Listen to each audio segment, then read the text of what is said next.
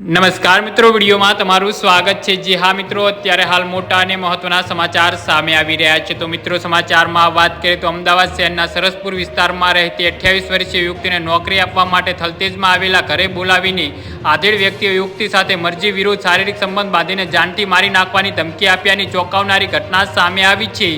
જે અંગે વસ્ત્રાપુર પોલીસ મથકે રજૂઆત કરવામાં આવી છે, પરંતુ આક્ષેપ વ્યક્તિ એક રાજકીય વ્યક્તિ સાથે સંબંધ હોવાથી પોલીસ પર કેસની પતાવટ માટે દબાણ કરાયાનો આક્ષેપ પણ કરાયો છે।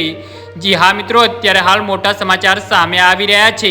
આ સમગ્ર બનાવની વિગતો એવી છે કે સરસપુરમાં રહેતી 28 વર્ષીય યુવતીને પરિવારના ગુજરાન માટે નોકરીની જરૂરિયાત હોવાથી તે નોકરીની શોધમાં હતી। આ દરમિયાન તેમની બહેનપણીએ નોકરી માટે ગૌતમભાઈ પટેલ નામના વ્યક્તિનો મોબાઈલ નંબર આપ્યો હતો, જેના પર યુવતીએ સંપર્ક કર્યો હતો। ત્યારે ગૌતમભાઈ તમે થલતેજ ભાગવતનગરના સરનામે આવવા માટે કહ્યું હતું, જેથી યુવતી ત્યાં મળવા ગઈ। ત્યારે ગૌતમભાઈએ એક મિટિંગમાં હોવાથી તેમને યુવતીને 4 થી 5 દિવસ બાદ ફોન કરીને ફરી આવવા માટે કહ્યું હતું। ત્યારબાદ ગત 9મી સપ્ટેમ્બરના રોજ તે ફરીથી ગૌતમભાઈને મળવા પહોંચી હતી અને તેમને યુવતીને નોકરીની વાત કરવા માટે રૂમમાં બોલાવીને તેની સાથે શારીરિક છેડછાડ કરીને બળજબરીપૂર્વક સંબંધ બાંધ્યો હતો।